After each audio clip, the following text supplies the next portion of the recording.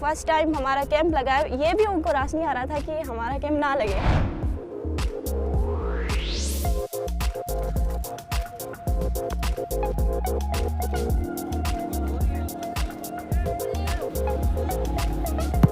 Keeper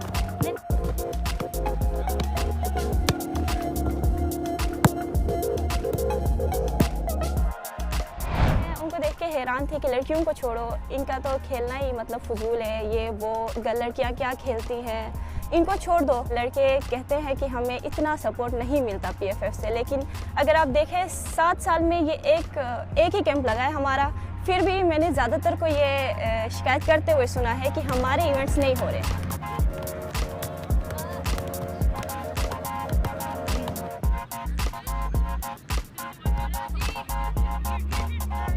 women's team इतने time से खेल ही नहीं है साथ, उसको रीगैदर करना, उसको रीऑर्गेनाइज़ करना और उसको प्रिपेयर करना आने वाले टूर्नामेंट्स के लिए जो कि इंटरनेशनली स्केड्यूल्ड हैं next year. Specially Asian football confederation के टूर्नामेंट्स हैं, इसके अंदर अंडर 19, अंडर 20 और सीनियर टीम के इवेंट्स हैं।